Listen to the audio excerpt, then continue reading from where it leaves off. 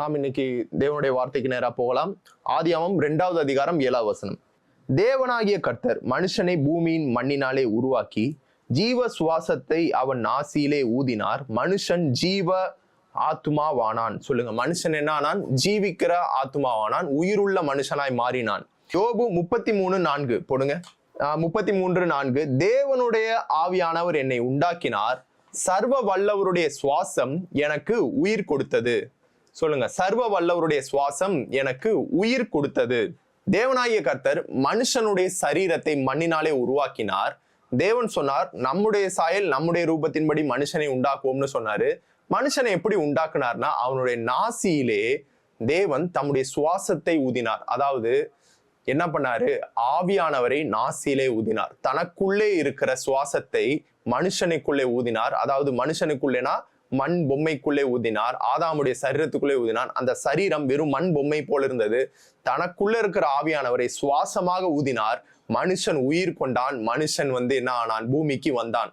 பிதா குமாரன் பரிசுத்த ஆவியானவருடைய ஒரு ஒற்றுமையின் ஐக்கியத்தின் சந்தோஷத்திலிருந்து பிறந்தவன் தான் யாரு? மனிதன். சொல்லுங்க, பிதா குமாரன் பரிசுத்த ஆவியானுடைய ஒற்றுமை, சந்தோஷம், ஐக்கியத்திலிருந்து பிறந்தவன் தான் மனுஷன். அந்த மனுஷனுக்கு உயிர் எப்படி வந்ததுன்னா ஆவியானவரால வந்தது. சொல்லுங்க, மனுஷனுக்கு உயிர் எப்படி வந்தது? ஆவியானவரால வந்தது. ஹல்லேலூயா. இப்போ இந்த சரீரத்துல ஏதாவது ஒரு பலவீனம் வருதுன்னு வைங்களேன், அதை ஆண்டவர் எப்படி சுகப்படுத்துறாருன்னா ஆவியானவரால சுகப்படுத்துறாரு. சுகமாகிறதுக்கு பல வழிகள் இருக்கு. சொல்லுங்க, சுகமாறுகிறதுக்கு பல வழிகள் இருக்கு. சில பேர் தேவனுடைய வார்த்தையை அறிக்கை செய்து சுகமாறாங்க. சில பேர் தேவனுடைய வார்த்தையை இமேஜினேஷன் பண்ணி தியானம் பண்ணி சுகமாறாங்க. சில பேர் தேவனுடைய மனுஷன் கட்டளையிடுவதனாலே, இன்னொரு தேவ மனிதன் தன்னுடைய அதிகாரத்தை பயன்படுத்தி கட்டளையிடுவதனாலே சுகமாறாங்க. சில தேவ மனிதர்கள் சுகமளிக்கும் வரங்களை பயன்படுத்துறதுனால மற்றவர்கள் சுகமாறாங்க. சிலர் தேவனுடைய பிரசன்னத்துல இருந்து சுகமாறாங்க. சிலர் தேவ மனிதர்களுடைய நிழல் பட்டு சுகமாறாங்க. சிலர் தேவ மனிதர்களுடைய உடைய கட்சிஃபெல்லாம் தொட்டு சுகமாறாங்க. இது எல்லாத்துக்கும் வேதத்துல ஆதாரம் இருக்கு. இந்த எல்லா விஷயங்களும் நடக்குதுல, இந்த எல்லா விஷயங்கள் தேவனுடைய வார்த்தையை அறிக்கை செய்து சுகமாறுது, தேவனுடைய வார்த்தையை தியானம் பண்ணி இமேஜினேஷன் பண்ணி சுகமாறுது, தேவனுடைய வார்த்தையை என்ன பண்றது ஃபாலோ பண்ணி சுகமாறுது, தேவனுடைய வார்த்தையை கேட்பதனால சுகமாறுது. இந்த மாதிரி உங்க லைஃப்ல உங்க பாடியில ஒரு ரெஸ்டோரேஷன் வரணும்னா இந்த மாதிரி நிறைய காரியங்கள் ஒன்னொன்னா சொன்னேன். எல்லா காரியங்களுக்கும் பொதுவா ஒருத்தர் இருக்கிறாரு. அவர் தான் யாரு? ஆவியானவர். சொல்லுங்க, பொதுவா ஒரு நபர் இருக்கிறார், அவர் தான் ஆவியானவர். இப்போ சில நேரம் தேவ தூதர்களினாலே சுகம் உண்டாகும். ரஃபேல் அப்படின்ற ஒரு தூதன் இருக்கா, சுகமளிக்கிற தூதன்.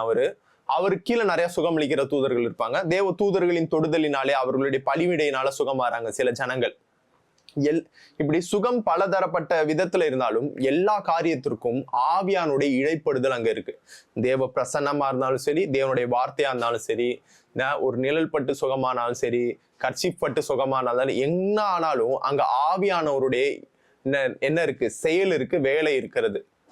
உங்க லைஃப் ரெஸ்டோர் ஆகணும்னா, உங்க ஃபேமிலியில ஏதோ பிரச்சனை, இல்ல உங்களுடைய பினான்ஸ்ல ஏதாவது பிரச்சனை, என்ன பிரச்சனைனாலும் நீங்க அந்த பிரச்சனையை சால்வ் பண்றதுக்கு என்ன வழிகள்ல முயற்சி பண்ணாலும், அது எந்த வழியா இருந்தாலும் அங்கே ஆவியானவருடைய செயல் இருப்பதினாலே தான் அந்த பிரச்சனைக்கு ஒரு விடுதலை, அந்த பிரச்சனைக்கு ஒரு மாற்றம் உண்டாகுது. கர்த்தருடைய ஆவியானவர் எங்கேயோ அங்கே விடுதலை உண்டு. இப்போ ஆவியானவர் இல்லாம நீங்க எதை முயற்சி பண்ணாலும் அது 100% ரிசல்ட்டை கொடுக்காது.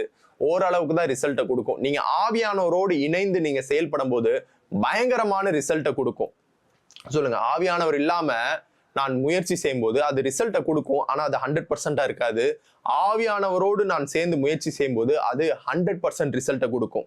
சரிங்க, நான் ஆவியானவரோட சேர்ந்து எப்படிங்க நான் முயற்சி பண்ணுவது அப்படின்னு கேட்டீங்கன்னா, இயேசு சொல்றாரு யோவான் 6:63. இதுல பாருங்க, இதுல தமிழ்ல ஆவியை உயிர்ப்பிக்கிறது, மாம்சமும் ஒன்றுக்கும் உதவாது. நான் உங்களுக்கு சொல்லுகிற வசனங்கள் ஆவியாயும் ஜீவனாயும் இருக்கிறது. கீழே பாருங்க, it is the spirit who gives life. சொல்லுங்க, spirit who gives life. சொல்லுங்க, spirit who gives life. அதாவது ஆவியானவர் ஜீவனை அளிக்கிறார். it is the spirit who gives life. he is the life giver. சொல்லுங்க, ஆவியானவரே ஜீவனை அளிப்பவர். சொல்லுங்க, ஆவியானவரே ஜீவனை அளிப்பவர். the flesh convey no benefit, whatever there is no profit in it. the words truths that I have been speaking to you are spirit and life. சொல்லுங்க, நான் பேசுகிற வசனங்கள், நான் சொல்லுகிற வசனங்கள் ஆவியாயும் ஜீவனாயும் இருக்கிறது. இயேசு பேசின ஒவ்வொரு வசனமும் ஒவ்வொரு வார்த்தையும் ஆவியானவரால் நிரப்பப்பட்ட, ஆவியானவரால் ஊந்தப்பட்ட வார்த்தைகளா இருந்தது. அவர் பேசும்போது ஆவியானவரே அவர் பேசினார். சொல்லுங்க. இயேசு பேசும்போது அவர் ஆவியானவரை ரிலீஸ் பண்ணாரு. சொல்லுங்க. இயேசு பேசும்போது அவர் ஆவியானவரை ரிலீஸ் பண்றாரு. சொல்லுங்க. இயேசு ஒரு வார்த்தை பேசுறாருன்னா அங்க ஆவியானவர் ரிலீஸ் ஆகுறாரு. இப்போ இயேசு ஒரு வார்த்தையை பேசும்போது அங்க ஆவியானவர் ரிலீஸ் ஆகுறாருன்னா, நீங்க ஒரு வார்த்தையை பேசும்போதும் அங்கே ஆவியானவர் ரிலீஸ் ஆக முடியும். எப்படின்னா, இன்னொரு வசனத்தை நான் சொல்லுகிறேன். 2 தீமோத்தேயு 3:14. தேவ வாக்கியங்கள் எல்லாம் தேவ ஆவியினால் அருளப்பட்டிருக்கிறது. சொல்லுங்க. வேத வாக்கியங்கள் எல்லாம் தேவ ஆவியினால் அருளப்பட்டிருக்கிறது.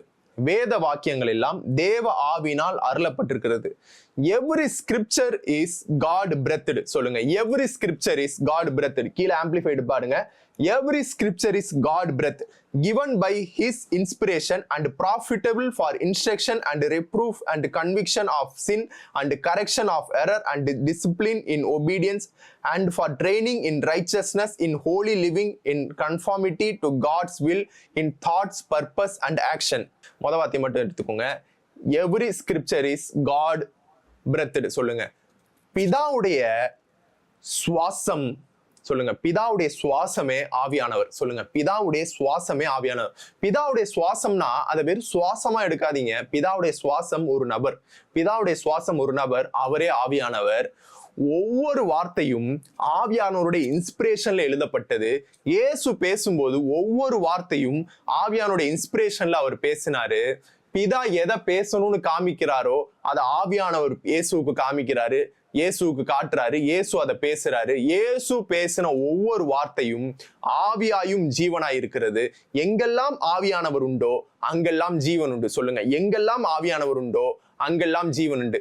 இப்போ ஆவியானவரோட நான் வாக் பண்ணணும் brother, the year of holy ஸ்பிரிட்னு நீங்க கொடுத்திருக்கீங்க. நான் ஆவியானவரோட வாக் பண்ணணும்னா நீங்கள் வார்த்தையோடு வாக் பண்ணணும். ஏன்னா ஒவ்வொரு தேவனுடைய வாக்கியமும் ஆவியானுடைய மூச்சா இருக்கிறது. சொல்லுங்க.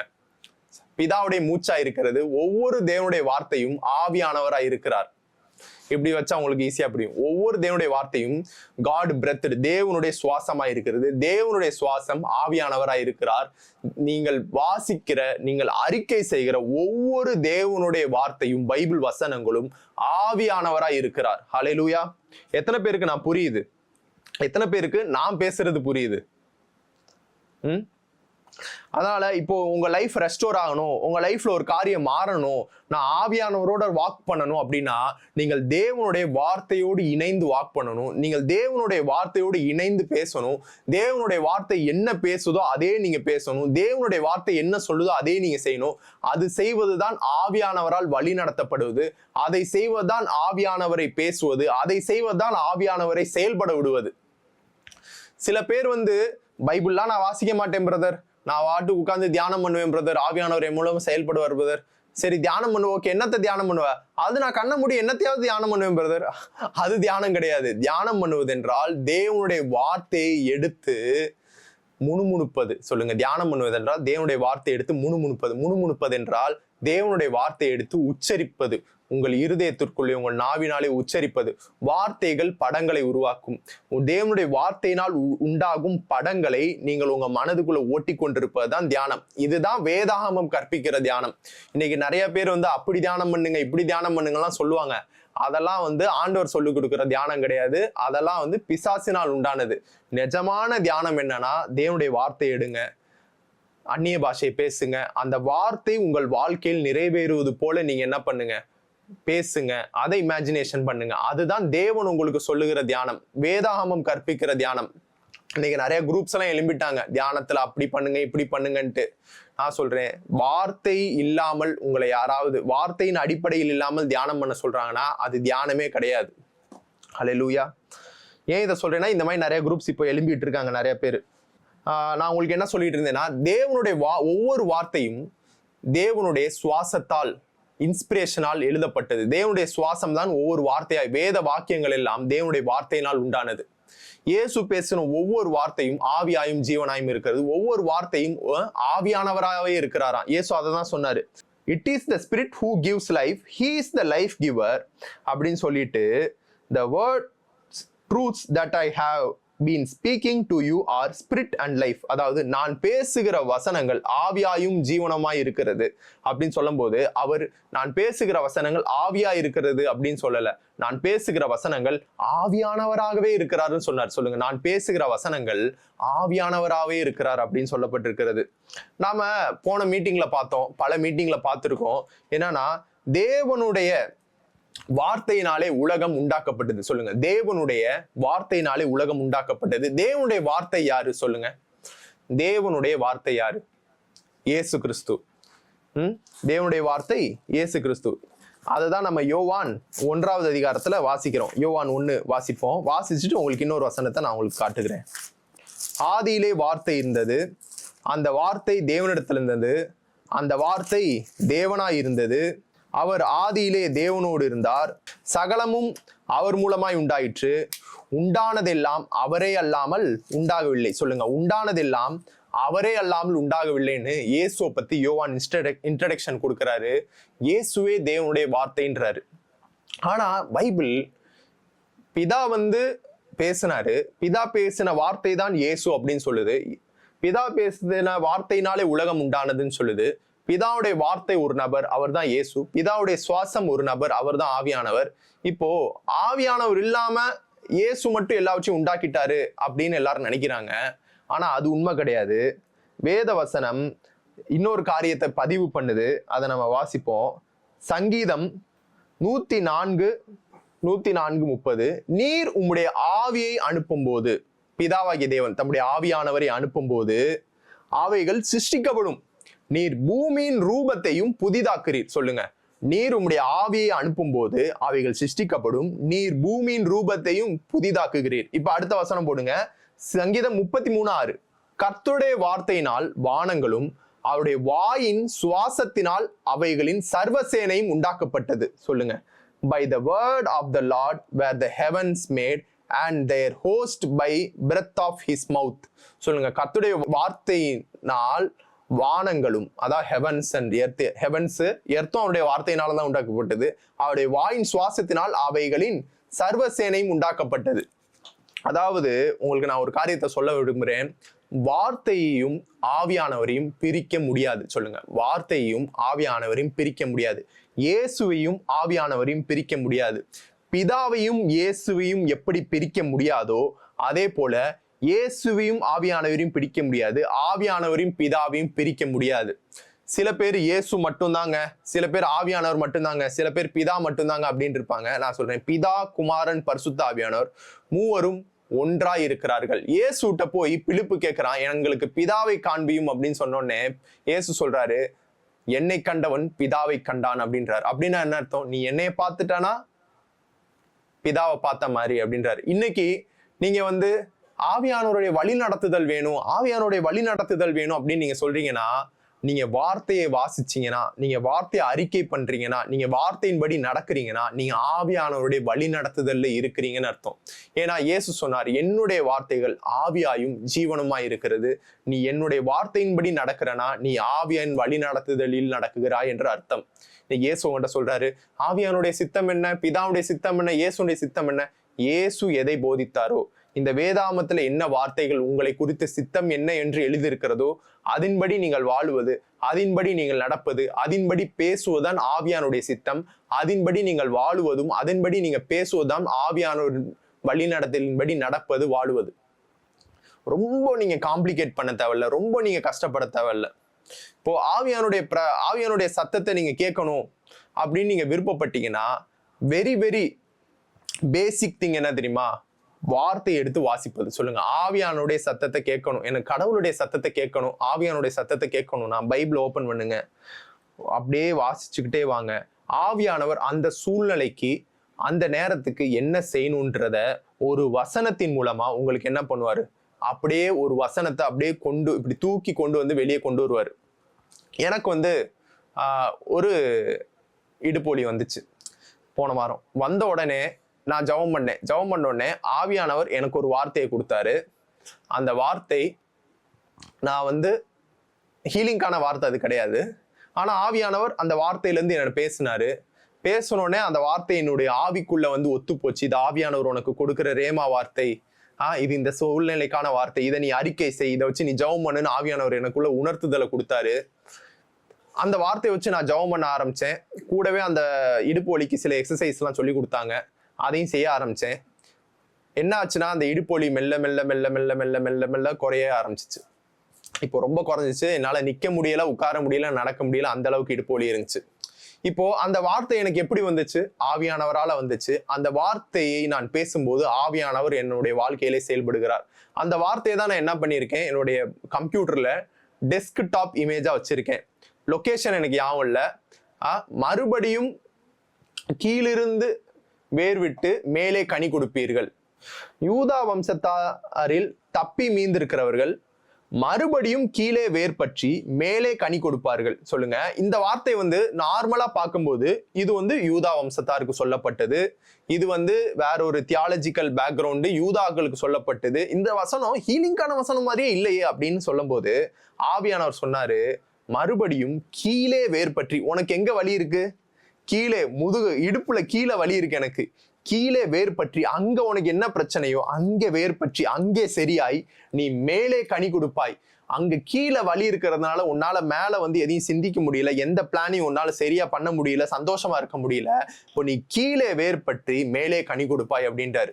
இந்த வசனத்தை ஆவியானவர் எனக்கு என்ன பண்ணாரு, ஹீலிங்கோட கனெக்ட் பண்ணி எனக்கு ஒரு ரேமாவா கொடுத்தாரு.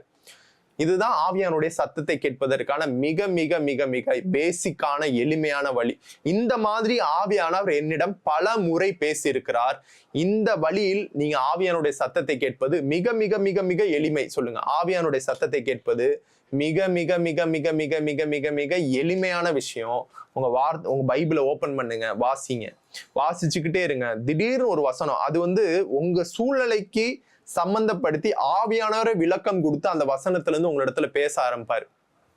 கீழே வேர் பற்றி மேலே கனி கொடுப்பாயின்றத அப்புறம் ஆவியானவர் இன்னொரு டைமென்ஷன்ல என்கிட்ட பேச ஆரம்பிச்சாரு. என்ன டைமென்ஷன்ல பேச ஆரம்பிச்சாருன்னா, உன் வாழ்க்கையில எங்கெங்கெல்லாம் பிரச்சனை உண்டாச்சோ அதெல்லாம் நான் சரி பண்ணி உன்னை கீழே வேறுபற்ற பண்ணி உன்னை மேல நான் கனி கொடுக்க செய்வேன் அப்படின்னு பேசினாரு.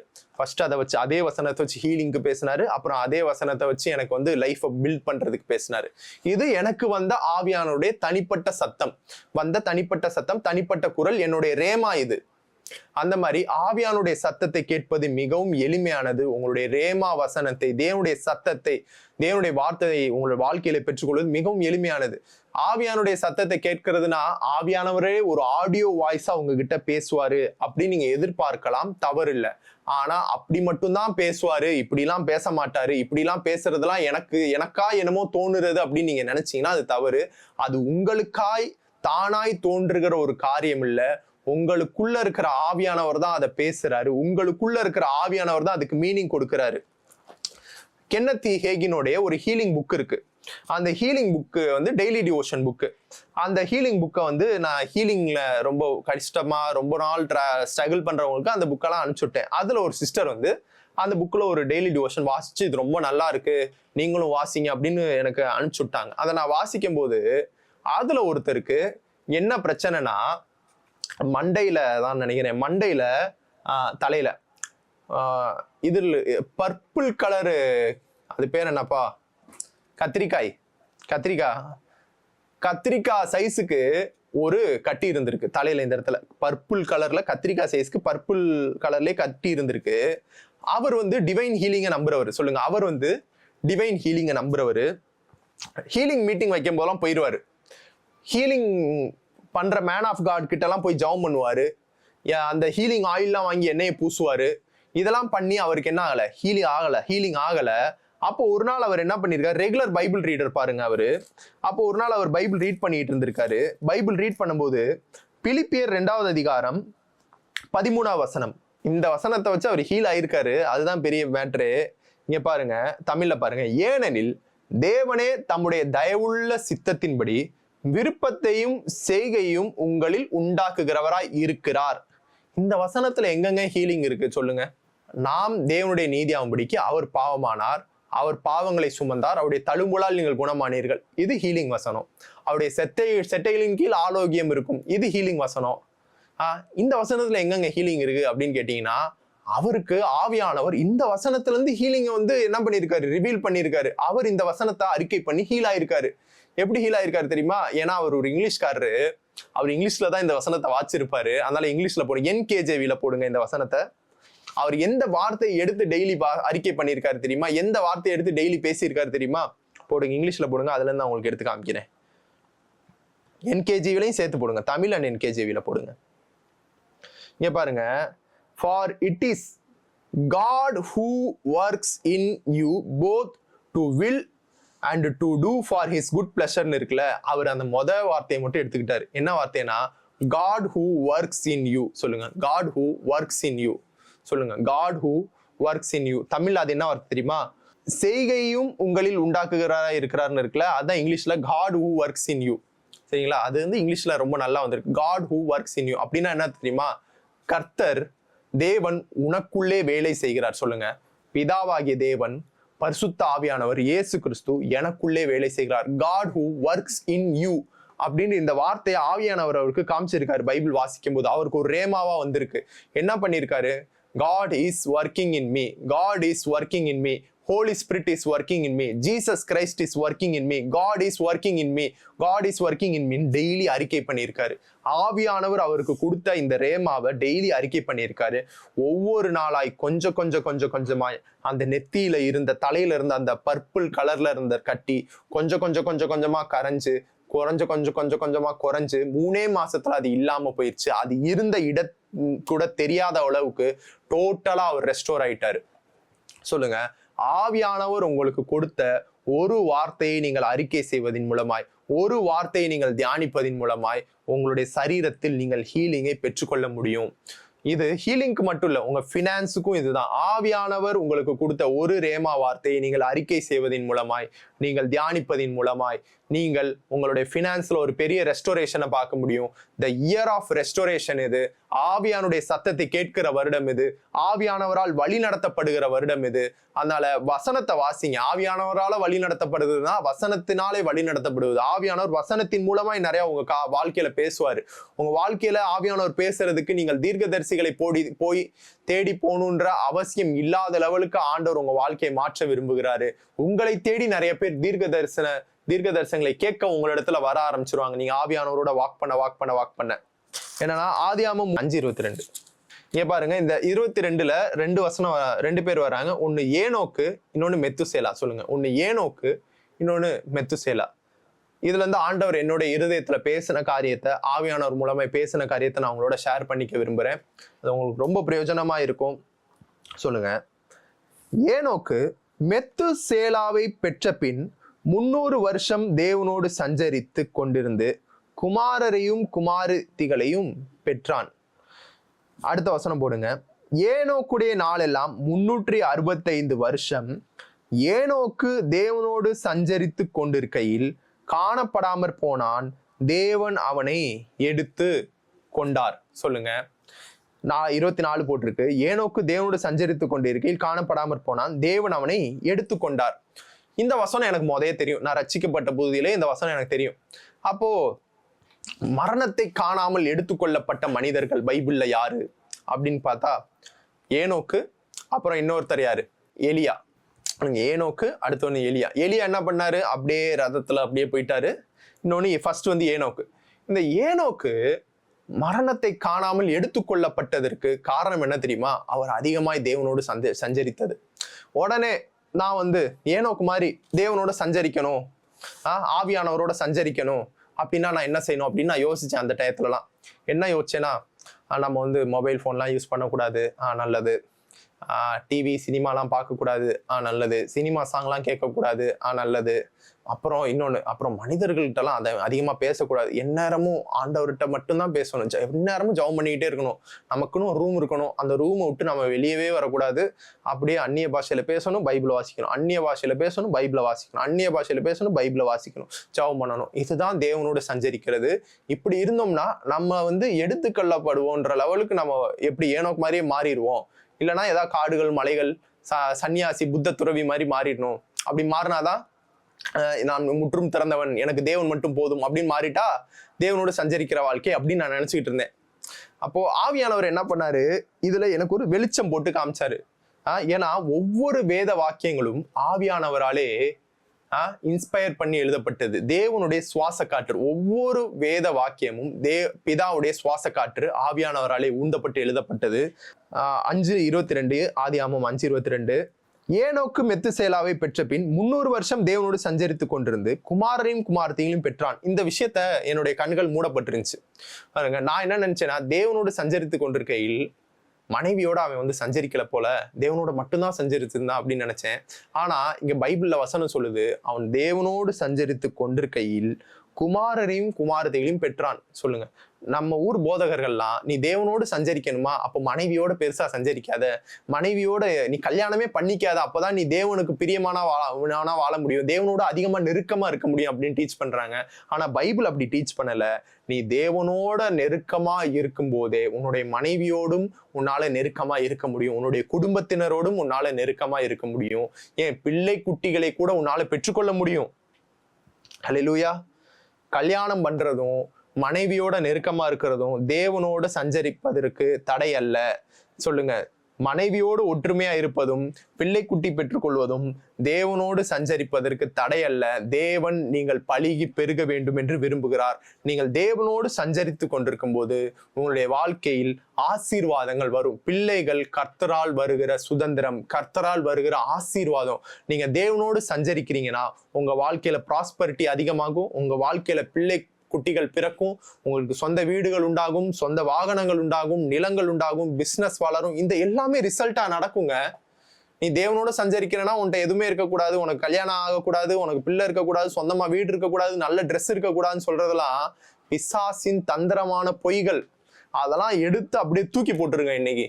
சொல்லுங்க, நான் தேவனோடு சஞ்சரிக்கிறதுக்கு என்னுடைய குடும்பம் தடையல்ல.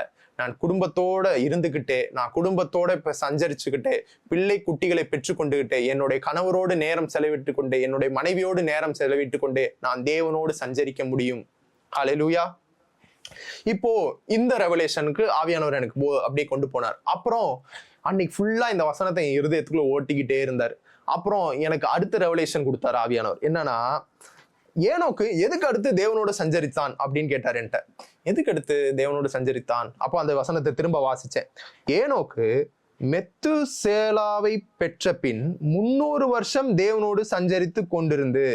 அப்போ மெத்துசேலாவை பெற்றுக்கொள்றதுக்கு முன்பாக, சொல்லுங்க, மெத்துசேலாவை பெற்றுக்கொள்றதுக்கு முன்பாக அவன் தேவனோடு சஞ்சரிக்கல. சொல்லுங்க, மெத்துசேலாவை பெற்றுக்கொண்டதுக்கு பின்பாக தான் அவன் தேவனோடு சஞ்சரித்தான். மெத்துசேலாவை பெற்ற பின் அவன் தேவனோடு சஞ்சரிச்சான்னா, அப்போ மெத்துசேலானா என்ன ஆண்டவரே அப்படின்னு கேட்டப்போ, மெத்துசேலானா உடனே ஹீப்ரூல போய் பார்க்கணும்னு ஆவியானவர் என்ன பண்ணாரு, கைட் பண்ணாரு. ஹீப்ரூல போய் பார்த்தா மெத்துசேலானா சன் ஆஃப் ஸ்வாடுன்னு அர்த்தம். சொல்லுங்க, மெத்துசேலானா சன் ஆஃப் ஸ்வாட். அந்த கொஞ்சம் டிஸ்பிளே பண்ணுங்க. Methuselah meaning man of the ஸ்வாட், அதாவது மேன் ஆஃப் த ஸ்வாட்னு இருக்கா, சன் ஆஃப் ஸ்வாடுன்னு சொல்றாங்க. சரிங்களா? மெத்துசேலானா man of sword, son of sword. Man of ஸ்வாட்னா யாருங்க அப்படின்னு கேட்டா, சொல்லுங்க, எஸ்ல ஸ்வாடுல எஸ் எடுத்துருங்களேன், SWORD, அதுல எஸ் எடுத்துருங்க, என்ன வரும்? வேர்டு. சொல்றீங்களா? Man of word. என்னங்க ஒரு வார்த்தை எடுத்துட்டு வேற மீனிங்க சொல்றீங்கன்னா, இது உங்களுக்கு புரியறதுக்காக சொல்றேன். தேவனுடைய வார்த்தை இருபுறமும் கருக்குள்ள பட்டயமா இருக்கிறதுன்னு எபிரேயர்ல சொல்லப்பட்டிருக்கு. சொல்லுங்க, தேவனுடைய வார்த்தை இருபுறமும் கருக்குள்ள பட்டயமா இருக்கிறது. தேவனுடைய வார்த்தை யாரு? இயேசு கிறிஸ்து. Man of Jesus, son of Jesus. சொல்லுங்க, மெத்துசேலானா என்ன அர்த்தம்? Son of Jesus, son of word. சொல்லுங்க, சன் ஆஃப் வேர்ட். ஏனோக்கு எப்பொழுது தேவனுடைய வார்த்தையை பெற்றுக்கொண்டானோ, மெத்துசேலாவை பெற்றுக்கொண்டானோ, அப்பொழுது அவன் தேவனோடு சஞ்சரிக்க ஆரம்பித்து விட்டான். சொல்லுங்க, எப்பொழுது ஏனோக்குடைய வாழ்க்கையிலே வார்த்தை உள்ளே வந்ததோ அப்பொழுது அவன் தேவனோடு சஞ்சரிக்கிற நபராய் மாறிவிட்டான். எப்பொழுது நீங்கள் வார்த்தையை பெற்றுக்கொள்ளுகிறீர்களோ அப்பொழுது நீங்கள் ஆவியானோரோடு சஞ்சரிக்கிறீர்கள். ஆவியானோரோடு சஞ்சரிக்கிறது என்ன தெரியுமா? தேவனுடைய வார்த்தையை பெற்றுக்கொள்வது. சொல்லுங்க, ஆவியானவரோடு சஞ்சரிக்கிறதுனா தேவனுடைய வார்த்தையை பெற்றுக்கொள்வது. தேவனுடைய வார்த்தை தான் உங்களை ஆவியானவரோடு சஞ்சரிக்க செய்யும். தேவனுடைய வார்த்தை உங்களை ஆவியானோடு சஞ்சரிக்க தூண்டும். ஆவியானோடு சஞ்சரிக்கும் போது தேவனுடைய வார்த்தை வரும். தேவனுடைய வார்த்தையும் ஆவியானவரும் ரெண்டு காரியங்களும் பின்னி பிணைக்கப்பட்டது. வார்த்தை இல்லாம ஆவியானவர் இல்ல, ஆவியானவர் இல்லாம வார்த்தை இல்லை. இப்போ நீங்க தேவனோட பிரசன்னத்துல கனெக்ட் ஆகணும்னா வார்த்தையின் மூலமா போனீங்கன்னா தான் நீங்க தேவனுடைய பிரசன்னத்திலே கனெக்ட் ஆக முடியும். ஹல்லேலூயா. இப்போ தேவனோடு சஞ்சரிக்கணும்னா, தேவனோடு இணையணும்னா நீங்கள் வார்த்தையின் மூலமாய் தான் தேவனையோடு இணைய முடியும். அதுதான் இதுக்கு மீனிங்னு ஆண்டவர் சொன்னாரு. மெத்துசேலனா son of sword, son of ஸ்வாட்னா சன் ஆஃப் வேர்டு. தேவனுடைய வார்த்தையை நீ பெற்றுக்கொண்டான் தான் என்னோடு சஞ்சரிக்க முடியும்னு சொன்னார். இன்னொன்னு பாருங்க, சரிப்பா அப்போ வார்த்தையை பெற்றுக்கொண்டா நான் தேவனோடு சஞ்சரிக்க முடியும். தேவனோடு சஞ்சரித்து கொண்டே இருக்கும்போது நான் மரணத்தையே காணாமல் நான் என்ன பண்ண முடியும்? பரலோக காரியங்களை கூட அனுபவிக்க முடியும் அப்படின்னு ஆண்டவர் சொன்னாரு. இப்ப இவ்வளோ பெரிய காரியம் இருக்கும்போது உங்களால ஆரோக்கியமா இருக்க முடியாதா? உங்களால செழிப்பா இருக்க முடியாதா? உங்களால ஒரு வெற்றி உள்ள வாழ்க்கையை வாழ முடியாதா? சொல்லுங்க. தேவனுடைய வார்த்தையை பெற்றுக்கொண்டு நான் ஆவியானவரோடு சஞ்சரிக்கும் போது என்னால வெற்றியாய் வாழ முடியும், என்னால செழிப்பா வாழ முடியும், என்னால சுகமா வாழ முடியும், என்னால விடுதலையா வாழ முடியும், மற்றவர்களை விடுவிக்கிறவர்களா என்னால வாழ முடியும். ஆமென். அப்புறம் அடுத்த காரியத்துக்கு போனார் ஆவியானவர். அப்படியே இந்த ஒரே வசனத்துல இருந்து அடுத்த காரியத்துக்கு போனார். எங்க இந்த வசனத்துல எவ்வளவுங்க இருக்கு அப்படின்ட்டா இன்னும் நிறைய இருக்கு போல. வாசிக்க ஆவியானவர் கைட் பண்ணிட்டே போவார் போல. அப்புறம் ஆண்டவர் இன்னைக்கு சொன்னாரு, ஏனோக்குனா என்னன்னு நீ பாத்தியாப்பா? மெத்துசேலனா நீ என்னன்னு பார்த்த? ஏனோக்குனா என்னன்னு பாத்தியாப்பா அப்படின்னு கேட்டாரு. பாருங்க, ஏனோக்குனா டெடிகேட்டட்னு அர்த்தம். சொல்லுங்க. ஏனோக்குனா என்ன அர்த்தம்? டெடிகேட்டட். சொல்லுங்க. ஏனோக்குனா டெடிகேட்டட்னு அர்த்தம். அப்போ ஆவியானவர் சொன்னாரு, தம்பி வாழ்க்கையில டெடிகேஷன் மட்டும் இருந்தா பத்தாது, வேர்ட் ஆஃப் காடும் இருக்கணும் அப்படின்னு சொன்னாரு. உன்னுடைய வேர்ட் ஆஃப் காடோட உன்னுடைய டெடிகேஷன் சேர்ந்தாதான், டெடிகேஷனோட வேர்ட் ஆஃப் காடு சேர்ந்தாதான் உன்னால பெரிய காரியங்களை சாதிக்க முடியும்னு ஆவியானவர் என்கிட்ட பேசினாரு. என்கிட்ட வேர்ட் ஆஃப் காட் இருந்தா மட்டும் பிரோஜனம் இல்லை, டெடிகேஷனும் இருக்கணும். டெடிகேஷன் மட்டும் இருந்தா பிரோஜனம் இல்லை, வேர்ட் ஆஃப் காடும் இருக்கணும். எத்தனை பேருக்கு இது புரியுது? ஹல்லேலூயா. அவர் டெடிகேட்டடா இருந்தாரு, வேர்ட் ஆஃப் காடை பெற்றுக்கொண்டாரு, அவர் தேவனோடு சஞ்சரித்தே கொண்டிருந்தார். தேவனோடு சஞ்சரிக்கும் போது அது அவருடைய குடும்பத்திற்கு அது தடையா இல்லை. மனைவியோடும் அவர் நேரம் செலவிட்டார், தம்முடைய குடும்பத்தோடும் அவர் நேரம் செலவிட்டார். தேவனோடு அப்படி சஞ்சரித்து கொண்டு இருக்கையில் அவர் அப்படியே மரணத்தை காணாமல் எடுத்துக்கொள்ளப்பட்டார். மரணத்தை காணாமல் எடுத்துக்கொள்ளப்பட்டவர் ஏனோக்குங்க. நம்மளாலே அப்படி இருக்க முடியுமான்னு கேட்டா நிச்சயமா இருக்க முடியும். யோவான், இயேசுடைய சீஷர் யோவான் எப்படிப்பட்டவராய் இருந்தார்? தன்னை யார் என்று அவர் தன்னை பைபிள்ல எழுதும் போது யோவான் சுவிசேஷன் உள்ள இயேசுவின் மேல் மிகவும் பிரியமாயிருந்த சீசன், இயேசுவின் மேல் மிகவும் அன்பாயிருந்த சீசன் தன்னை யோவான் தன்னைத்தானே பத்தி எழுதிக்கிறாரு. அவரை எத்தனையோ வாட்டி கொலை பண்ண பாக்குறாங்க, ஆனா அவரை யாராலையும் கொலை பண்ண முடியல. சொல்லுங்க. யோவான கொலை பண்ண முயற்சி பண்றாங்க, எண்ணெயில போட்டு பொறிக்கிறாங்க, அவர் சாக மாட்டுறாரு. பல வழிகள்ல அவரை கொலை பண்ண பாக்குறாங்க, ஆனா அவரை கொல்ல முடியல. இவரை கொல்லவே முடியாதுன்னு சொல்லி கடைசியில பத்மு தீவுல இருக்கிற ஜெயில தூக்கி போட்டுறாங்க. அங்கதான் அவர் வெளிப்படுத்தின விசேஷத்தை என்ன பண்றாரு? தரிசனங்களை பார்த்து, ஓப்பன் விஷன்ல பார்த்து எல்லாவற்றையும் என்ன பண்றாரு? எழுதுறாரு. ஒருத்தரை கொலவே பண்ண முடியல அப்படின்னா என்ன அர்த்தம் தெரியுமா? யோவான் இயேசுவை மிகவும் நேசித்தான். யோவான் இயேசுவால் நான் மிகவும் நேசிக்கப்படுகிறேன் என்கிற வெளிப்பாட்டை பெற்றிருந்தான். அதில் யோவான் பயங்கரமாக, உறுதியாக, ஆழமாக இருந்ததினால் அவரை யாராலையும் கொல்ல முடியல. சொல்லுங்க. இயேசு என்ன நேசிக்கிறாரு, நான் இயேசு அதிகமா நேசிக்கிறேன். இயேசுனா தேவனுடைய வார்த்தை, நான் தேவனுடைய வார்த்தையை நேசிக்கிறேன். இயேசு என்னை அதிகமாய் நேசிக்கிறார், நான் தேவனுடைய வார்த்தையை அதிகமாய் நேசிக்கிறேன் அப்படின்ற உங்க லைஃப் ஸ்டைலை நீங்க உருவாக்கிட்டீங்கன்னு வைங்களேன், டெடிகேட்டடா அதுல இருந்துட்டு உங்க லைஃப் ஸ்டைலை உருவாக்கிட்டீங்கன்னு வைங்களேன், உங்களை யாராலையும் கொல்ல முடியாது, உங்களை யாராலையும் வீழ்த்த முடியாது, உங்களை எந்த வியாதியும் தொட முடியாது, உங்களை எந்த பொருளாதார நெருக்கடியும் உங்களை கீழே தள்ள முடியாது. ஹல்லேலூயா. இததான் என்ன பண்ணாருன்னா யோசுவாவுக்கு ஆண்டவர் சொல்லி கொடுக்கிறாரு. யோசுவா 1ஆவது அதிகாரம் 8வது வசனம். இந்த நியாயப்பிரமாண புஸ்தகம் உன் வாயை விட்டு பிரியாதிருப்பதாக, இதில் எழுதியிருக்கிறபடி எல்லாம் நீ செய்ய கவனமாயிருக்கும்படி இரவும் பகலும் அதை தியானித்து கொண்டிருப்பாயாக. அப்பொழுது நீ உன் வழியை வாய்க்க பண்ணுவாய், அப்பொழுது புத்திமானாயும் நடந்து கொள்வாய். இங்கிலீஷ்ல பாருங்க. For then you will make your way prosperous and then you will have good success. உங்க வாழ்க்கையில ஆரோக்கியமா வாழணுமா, மரணத்தை ஜெயிச்சு வாழணுமா, யாரையும் உங்களை கொல்ல முடியாத மாதிரி வாழணுமா, வார்த்தையை நேசிங்க, வார்த்தையை பேசுங்க, ஆவியானவரோடு உறவாடுங்க. நீங்க வார்த்தையை நேசிக்கிறதும், வார்த்தையை பேசுவதும், வார்த்தையை வாசிக்கிறதும், அந்நிய பாஷை பேசுவதும் தான் ஆவியானவரோடு உறவாடுவது. ஹல்லேலூயா. இன்னைக்கு ஒரு பெரிய சீக்கிரட்டை உங்களுக்கு சொல்லி கொடுத்துருக்கேன். அடுத்த காரியத்தை ஆவியானவர் அடுத்து பேசினார். அதே வசனம் ஆதியாகமம் 5:22 அதே வசனம் பாருங்க. அடுத்து ஆவியானவர் சொன்னாரு, சரிப்பா அடுத்த காரியத்தை உனக்கு சொல்லித்தரேன் அப்படின்ட்டாரு. அடுத்த காரியமா, இன்னும் இதுல என்னதான் ஆண்டவர் இருக்கு அப்படின்ட்டு, இன்னும் இருக்கு அப்படின்ட்டாரு. இன்னும் என்ன இருக்குன்னா, சரிப்பா இந்த ஏனோக்கை பத்தி பார்த்தாச்சு, இந்த மெத்துசேலாவுடைய வாழ்க்கை எப்படி இருந்துச்சுன்னு பார்க்க வேண்டாமா அப்படின்னு கேட்டாரு. மெத்துசேலானா என்ன? சன் ஆஃப் வேர்டுன்னு அர்த்தம். நீ வார்த்தையின் மகன். சன் ஆஃப் வேர்டுன்னா வார்த்தையின் மகன். நீங்க தேவனுடைய வார்த்தையினாலே பிறந்தவர்கள். நீங்கள் வார்த்தையின் மகனா இருக்கும்போது உங்க வாழ்க்கை எப்படி இருக்கும் தெரியுமா? மெத்துசேலா எவ்வளவு நாள் உயிரோட வாழ்ந்தாரு அப்படின்னு ஆண்டவர் கேட்டாரு. மெத்துசேலா எவ்வளவு நாள் உயிரோட வாழ்ந்தாரு? 969 வருடங்கள். 5:27 வருது. ஆதியாகமம் 5:27 போடுங்க. மெத்துசேலாவுடைய நாள் எல்லாம் 969 வருஷம். சொல்லுங்க, 969 வருஷம் அவன் மரித்தான். மெத்துசேலாவுடைய லைஃப் ஸ்டைல் எப்படி இருந்துச்சு? சன் ஆஃப் வேர்டோடைய லைஃப் ஸ்டைல் எப்படி இருந்துச்சு? 969 வருடம் மெத்துசேலா வாழ்ந்திருக்கிறான். இந்த உலக சரித்திரத்துல, இந்த பைபிள் சரித்திரத்திலையும் சரி, உலக சரித்திரத்திலையும் சரி, லாங்கா ரொம்ப நாள் உயிர் வாழ்ந்தவர் யார் தெரியுமா? இந்த மெத்துசேலா தான். சொல்லுங்க, ரொம்ப நாள் உயிர் வாழ்ந்தவர் யார் தெரியுமா? இந்த மெத்துசேலா தான். ஒரு வயசான பாட்டியம்மா, அந்த பாட்டியம்மாக்கு 119 115 120 வயசோ ஆகுது. அந்த பாட்டியம்மாக்கு உயிரோட இருந்தாங்க. அந்த பாட்டியம்மா அந்த டைம் நான் அந்த நியூஸை பார்க்கும்போது, இப்போ அந்த பாட்டியம்மா உயிரோட இருக்காங்களான்னு தெரியாது. அப்போ அந்த பாட்டியம்மாட்ட வந்து கேட்டாங்க, நீங்க இவ்வளோ நாள் உயிரோட இருக்கீங்களே, அதுக்கு என்னங்க ரகசியம் அப்படின்னு அந்த பாட்டியம்மாட்ட கேட்கும்போது, அந்த பாட்டியம்மா என்ன சொன்னாங்கன்னா, தம்பி நான் வந்து ஒரு நாள் நீதிமொழிகள் 4வது அதிகாரம் வாசிச்சேன் தம்பி அப்படின்ட்டாங்க. நீதிமொழிகள் 4 வாசிச்சாங்களாம். 4 எதை வாசிச்சிருக்காங்கன்னா, அவைகள் உன் கண்களை விட்டு பிரியாதிருப்பதாக, அவைகள் உன் இருதயத்திற்குள் காத்துக்கொள். அடுத்த வசனம், அவைகளை கண்டுபிடிக்கிறவர்களுக்கு அவைகள் ஜீவனும் அவர்கள் உடலுக்கெல்லாம் ஆரோக்கியமாம். தம்பி இந்த வசனம் என்ன தொட்டுச்சுப்பா.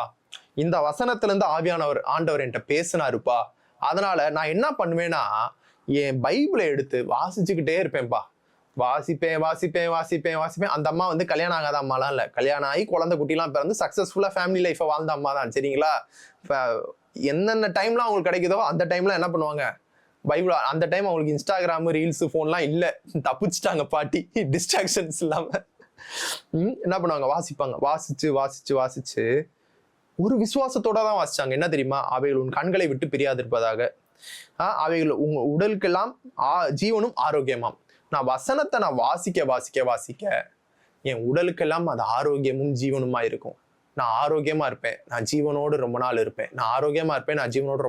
ஏன்னா இந்த வசனத்துல ஜீவன் இருக்கு, நான் வாசிச்சுக்கிட்டே இருப்பேன் அப்படின்ட்டு அவங்களுக்கு வந்து பெரிய பெரிய வெளிப்பாடுகள்லாம் வந்துச்சு அவர்களெல்லாம் எனக்கு தெரியாது. அவங்க பெரிய மினிஸ்ட்ரி பண்ணாங்களா இல்லையான்னு தெரியாது. ஆனா அந்த பாட்டி வியாதி இல்லாமல் 100 வயதை கடந்து அவர்கள் ஆரோக்கியமாய் வாழ்ந்தார்கள். நான் சொல்றேன், வியாதி இல்லாம ஆரோக்கியமா பல வருடங்கள் வாழணுமா?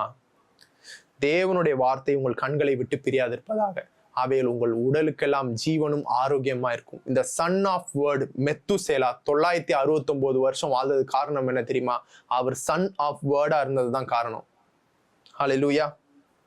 சங்கீதம் 104:30, நீர் உம்முடைய ஆவியை அனுப்பும் போது அவைகள் சிருஷ்டிக்கப்படும், நீர் பூமியின் ரூபத்தையும் புதிதாக்குகிறீர். கீழே பாருங்க, you renew the face of the earth. சொல்லுங்க, ரினியூ. ஆவியானவர் எங்கே உண்டோ அங்க ரினியூவேஷன் நடக்குது, அங்க ரெஸ்டோரேஷன் நடக்குது. சரிங்களா? ஆவியானவர் எங்கே உண்டு? தேவனுடைய வார்த்தை எங்கே உண்டு அங்க ஆவியானவர் உண்டு. ஆவியானவர் எங்கே உண்டு? அங்க வார்த்தை உண்டு. வார்த்தை இருக்கிற இடத்துல ஆவியானவர் இருப்பார், ஆவியானவர் இருக்கிற இடத்துல தேவனுடைய வார்த்தை இருக்கும். சரிங்களா? அங்க பிதாவும் இருப்பார். திருத்துவத்தை யாராலையும் பிரிக்க முடியாது. ஹல்லேலூயா. அதனால ஒரு ரெஸ்டோர்டு லைஃபை நீங்க வாழ போறீங்க. இயேசு நாமத்துல நான் வந்திருக்கிற ஒவ்வொருவரையும் நான் ஆசீர்வதிக்கிறேன். அவங்க வாழ்க்கை ரெஸ்டோர் ஆகட்டும், அவங்க ஃபேமிலி ரெஸ்டோர் ஆகட்டும், அவங்க பிஸ்னஸ் ரெஸ்டோர் ஆகட்டும், அவங்களுடைய ஃபினான்ஸ் ரெஸ்டோர் ஆகட்டும். ஆவியானவரே அவங்க வாழ்க்கையில நீங்க அவங்கள வழி நடத்து, நீர் அவர்களுக்கு போதித்து பிரயோஜனமான காரியங்களை அவர்களுக்கு காண்பித்து அதை போதித்து அந்த வழியில் அவர்களை நடத்துங்க. இயேசு நாமத்தில் பிதாவே, ஆமென். இந்த வார்த்தையினாலே நீங்கள் ஆசீர்வதிக்கப்பட்ட நீங்கள் இப்பொழுது டிஸ்பிளே பண்ணப்படுகிற அக்கௌண்ட் நம்பருக்கு நீங்கள் உங்களுடைய காணிக்கை தசமபாகங்களை நீங்க என்ன பண்ணலாம், விதைக்கலாம். தேவனுடைய வார்த்தையை கனம் பண்ணி விதைக்கும் போது அவர் வானத்தின் பலகணிகளை திறந்து இடம் கொள்ளாமற் போகும் மட்டும் உங்களை ஆசீர்வதித்து உங்களை பெருக செய்ய மாட்டேனோ என்று அவர் வந்து என்ன பண்ணியிருக்காரு, மல்கியால கேட்டிருக்காரு. அதனால அவர் வார்த்தைக்கு கீழ்ப்படிந்து நீங்க விதைக்கிற நீங்கள் ஆவியானவராலே வழி நடத்தப்பட்டு விதைக்கிறவர்கள். அப்பா, விதைத்தவர்களுக்காய் நன்றி. விதைகளை ஆசீர்வதிக்கிறேன், அது அவர்கள் 100 மடங்கு அறுவடை தரட்டும். இயேசு நாமத்தில் பிதாவே, ஆமென்.